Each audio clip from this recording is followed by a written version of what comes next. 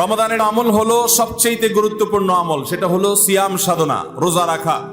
প্রত্যেক প্রাপ্তবয়স্ক সুস্থ মস্তিষ্ক সম্পন্ন নারী এবং পুরুষ তিনি যদি মুসলমান হয়ে থাকেন তাহলে সেক্ষেত্রে তার উপরে আল্লাহ রাব্বুল আলামিন রমাদানের দিনের বেলায় রোজা রাখা, সিয়াম সাধনাকে ফরজ করেছেন।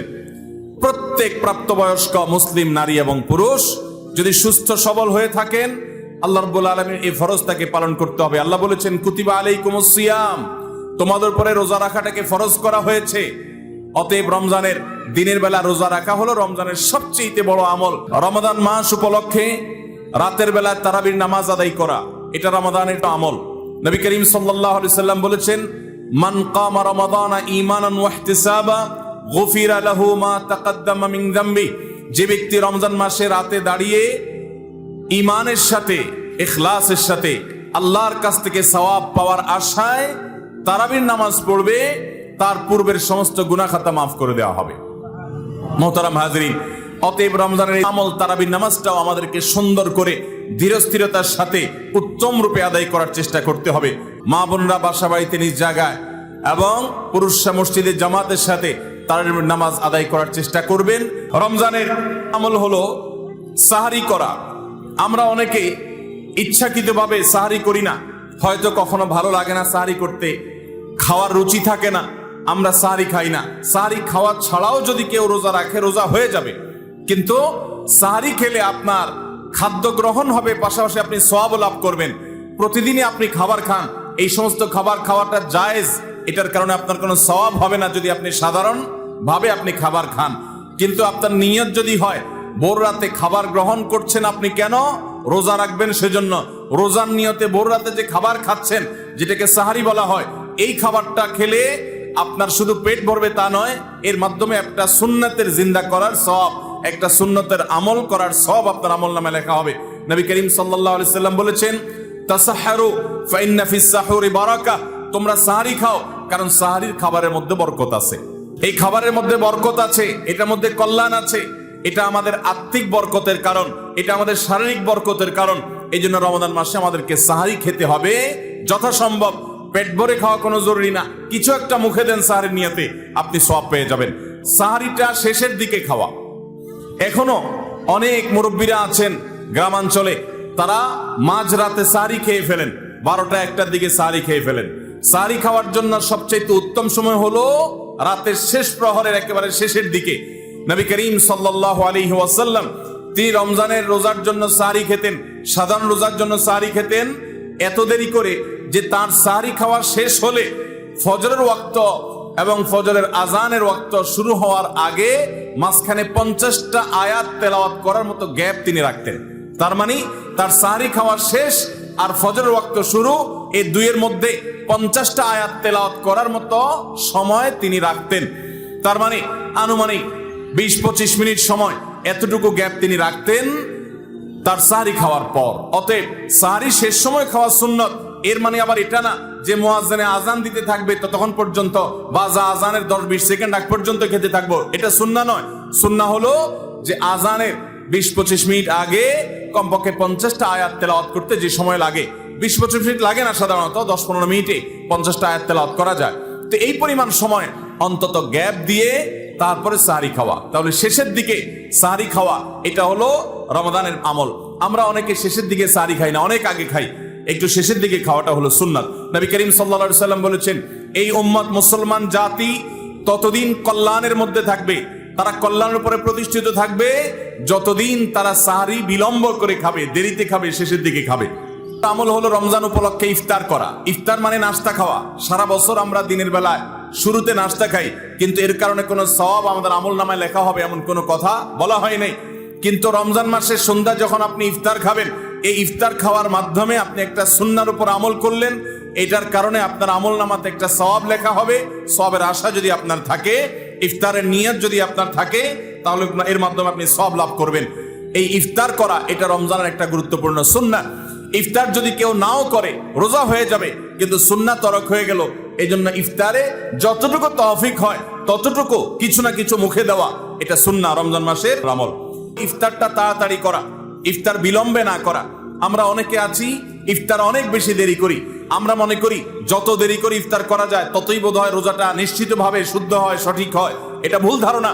নবী করিম সাল্লাল্লাহু আলাইহি সাল্লাম বলেছেন, যতদিন পর্যন্ত এই উম্মত মুসলমান জাতি ইফতার দ্রুততার সাথে করবে, অর্থাৎ ওয়াক্ত হওয়ার পর আর বিলম্ব করবে না, ততদিন পর্যন্ত তারা কল্যাণের মধ্যে থাকবে।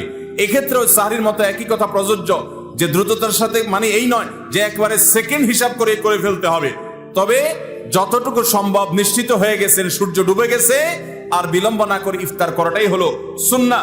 এবং এক্ষেত্রে আমরা অনেক অবহেলা করি, অনেক দেরি করে ইফতার করি, চতুর্দিকে অন্ধকার হয়ে যাওয়ার পরে ইফতার করে। সাধারণত শিয়ারা এবং অনেক বিভ্রান্তরা আহলুস সুন্নাহ ওয়াল জামাতের সকল উলামায়ে কেরামের ঐক্যবদ্ধ ফতোয়া হলো যে ইফতার তাড়াতাড়ি করা হলো সুন্নাহ। অতএব রমজানের আমল হলো ইফতার তাড়াতাড়ি করা। রমজানের আমল হলো ইফতারের দোয়া পড়া। ইফতারের দোয়াটা আমরা অনেকে জানিও না, আবার অনেকে জানলেও সেটা কখন পড়তে হয় সেটা জানি না। ইফতারের শুরুতে বিসমিল্লাহ বলে ইফতার শুরু করতে হবে, ইফতার করা শেষ এরপরে দোয়া পড়তে হবে। আমরা অনেকে ইফতারের আগে দোয়া পড়ি, এই ইফতার দোয়াটা পড়তে হয় ইফতারের পরে। দোয়াটা হলো যাহাবাজ জামা ওয়াবতাল্লাতিল উরুক ওয়া সাবাতাল আজরু ইনশাআল্লাহ। এটা হলো দোয়া। যাহাবাজ জামা মানে হলো আমার পিপাসা দূর হয়ে গেল, ওয়াবতাল্লাতিল উরুক আমি ইফতার করার মাধ্যমে প্রশান্ত হয়েছে, আমার শিরা উপশিরাগুলো সবগুলো সিক্ত হয়েছে, ওয়া সাবাতাল আজরু ইনশাআল্লাহ, এবং এই রোজার বিনিময় আল্লাহর কাছে সাব্যস্ত হলো ইনশাআল্লাহ।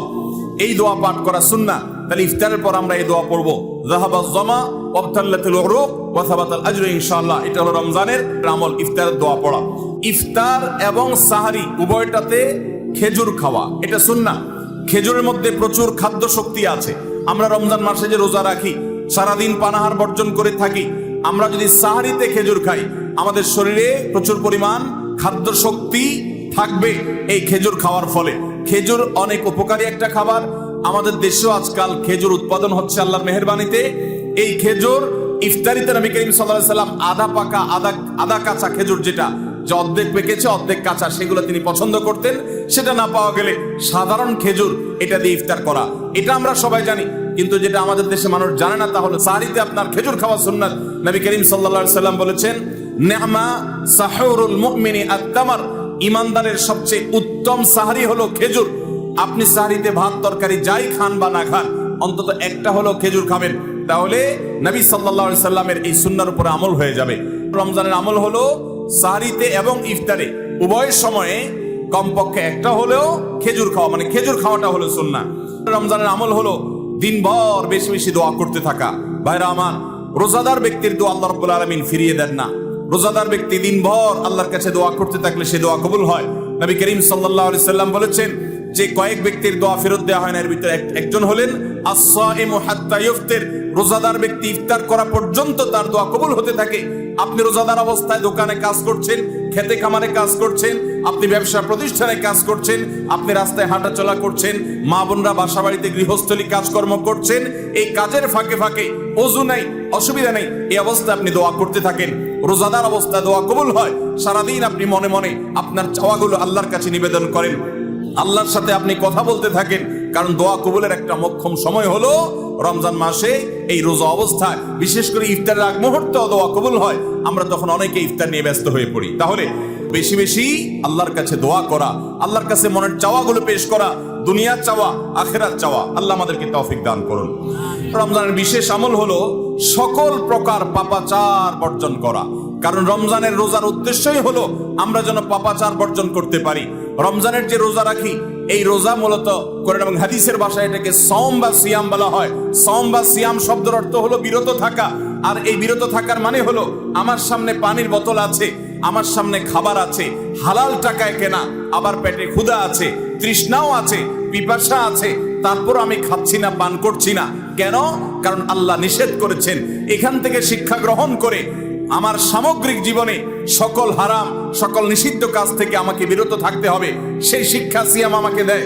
এই জন্য এই সিয়ামের মাধ্যমে হারাম বর্জন করা, আল্লাহর নিষিদ্ধ কাজগুলো বর্জন করা, এই ট্রেনিং, এই অভ্যাস রমজান মাসে গড়ে তুলতে হবে। নবী করিম সাল্লাল্লাহু আলাইহি সাল্লাম বিভিন্ন হাদিসে সেই গুরুত্ব আরোপ করেছেন। কোরআনে কারিমে আল্লাহ বলেছেন, তোমাদের উপরে সিয়াম ফরজ করা হয়েছে, তোমাদের পূর্ববর্তীদের উপরে যেমন ফরজ করা হয়েছে সেরকম। উদ্দেশ্য লাআল্লাকুম তাত্তাকুন, যাতে করে তোমরা গুনাহ ছাড়া আল্লাহর নির্দেশগুলো মেনে চলা, তাকওয়া অর্জন করা, অবলম্বন করার ট্রেনিং নিতে পারো, তাকওয়া অবলম্বন করতে পারো, শিখতে পারো এখান থেকে। অতএব রমজানের বিশেষ গুরুত্বপূর্ণ আমল হলো সকল হারাম, সকল পাপাচার গুলো এই মাসে বিশেষভাবে বর্জন করে চলা। যদি সেটা কেউ না করে তাহলে তার এই রোজার কোনো অর্থ হতে পারে না।